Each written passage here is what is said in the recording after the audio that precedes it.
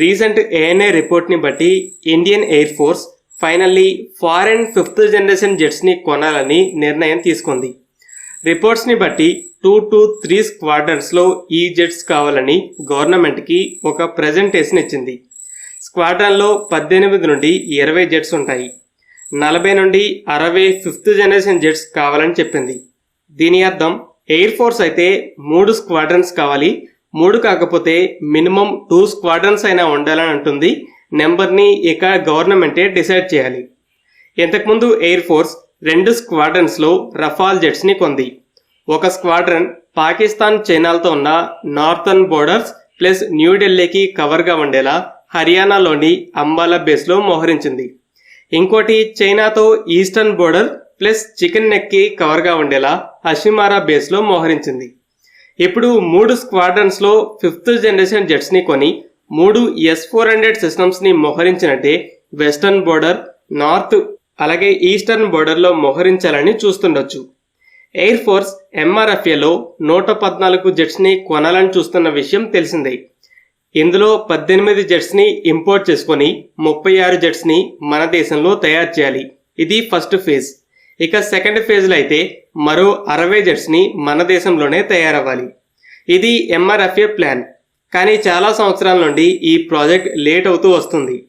Air force అయితే ఇందులో 4.5 generation జెట్స్నే కొందామనుకుంది. 5th generation కోసం AMCA వచ్చేదాకా వెయిట్ చేద్దామనుకుంది.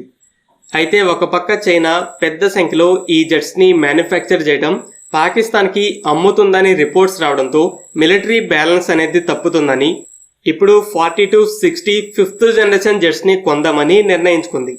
అయితే ANA రిపోర్ట్ ఈ 5th జనరేషన్ డీల్తో MRFAకి ముగింపనైతే చెప్పలేదు.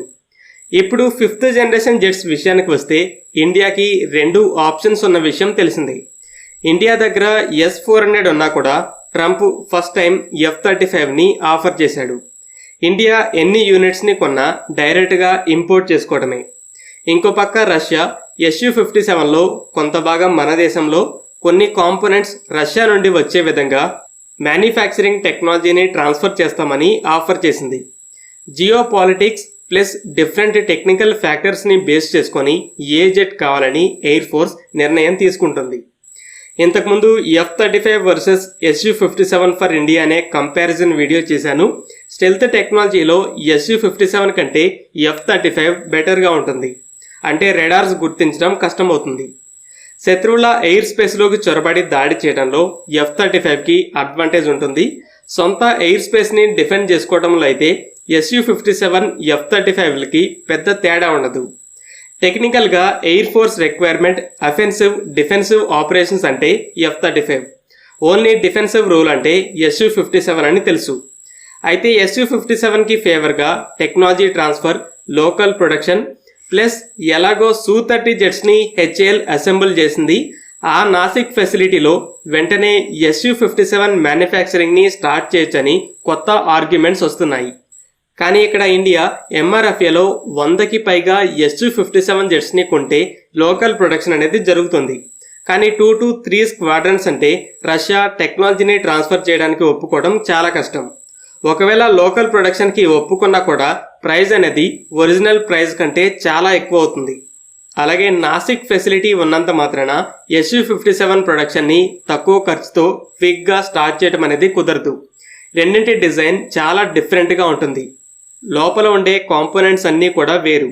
Su-30 మ్యానుఫ్యాక్చరింగ్లో టైటానియం, అల్యూమినియం మెటీరియల్స్ని ఎక్కువగా వాడారు. కాంపోజిట్ మెటీరియల్ రోల్ అనేది చాలా తక్కువ. కానీ Su-57 లాంటి స్టెల్త్ జెట్స్లో రెడార్ వేవ్స్ బౌన్స్ అవని అడ్వాన్స్డ్ కాంపోజిట్ అంటే కార్బన్ మెటీరియల్ని వాడాలి. దీన్ని కృత్రిమంగా తయారు చేసి జెట్లో వాడాలి. అలాగే Su-57 ఎయిర్ ఫ్రేమ్ అనేది స్టెల్త్ కోసం షేప్స్లో ఉంటుంది. సో ప్రొడక్షన్ మెథడ్స్ అనేవి వేరే ఉంటాయి. సో ఇలా ఆల్రెడీ ఉన్న ఫెసిలిటీలో కొత్త ఎక్విప్మెంట్, టెస్టింగ్ ఇన్ఫ్రాస్ట్రక్చర్ కావాలి. సో నాసిక్ ఫెసిలిటీని భారీ లెవెల్లో అప్గ్రేడ్ అనేది చేయాల్సి ఉంటుంది. తక్కువ జెట్స్ని కొని ఈ ఇన్వెస్ట్మెంట్ని డీల్లో కలపాలి అంటే ఒక్కో జెట్ యూనిట్ ప్రైస్ అనేది ఎక్కువ అవుతుంది. బేసిక్ ఎయిర్ ఫ్రేమ్ కాస్ట్ అయితే F-35A వర్షన్ $82 million ఉంది. Su-57 estimated price $50 to $60 million. Spare parts, weapon package లాంటి వాటిని కలిపితే ఈ ప్రైజెస్ అనేవి ఇంకా పెరుగుతాయి. ఇక మిగతా ఫ్యాక్టర్స్లోకి వెళ్తే ఎయిర్ ఫోర్స్కి ఏవైనా అప్గ్రేడ్స్ కావాలంటే SU-57కి ఓకే, బట్ F-35కి ఆ ఆప్షనే ఉండదు. ఇక స్పేర్ పార్ట్స్ విషయంలో అమెరికా రిలయబుల్ పార్ట్నర్ కాదని తెలిసింది. ఓవరాల్గా ఎటు తిరిగి మాకు లోకల్ ప్రొడక్షన్ ఉండాలి, కస్టమైజేషన్ ఉండాలి, చైనీస్ జెట్స్ నుండి డిఫెండ్ చేసే సామర్థ్యం ఉంటే చాలు, ప్రైస్ విషయంలో 2-3 రెట్లు జంప్ అయినా పర్లేదంటే SU-57 ఓన్లీ ఆప్షన్. లేదు మాకు టాప్ నాచ్ జెట్ కావాలి, చైనీస్ జెట్స్ని డామినేట్ చేయడమే కాకుండా వాళ్ళ ఎయిర్ స్పేస్లోకి చొరబడి ఎయిర్ డిఫెన్స్ సిస్టమ్స్ మొత్తాన్ని నాశనం చేయాలి అనుకుంటే F-35 బెటర్ ఆప్షన్ అవుతుంది. ఒకవేళ 2 జెట్స్ని ఇంపోర్ట్ చేసుకోవటమైనా కూడా రిలయబుల్ పార్ట్నర్, లో కాస్ట్ ఉండాలంటే SU-57. ఫైనల్గా ఎయిర్ ఫోర్స్ అయితే 2-3 స్క్వాడ్రన్స్లో 5th జనరేషన్ జెట్స్ని కొనాలని డిసైడ్ అయింది. సో మీరు ఏ జెట్ బెటర్ అనుకుంటున్నారో కామెంట్ చేయండి.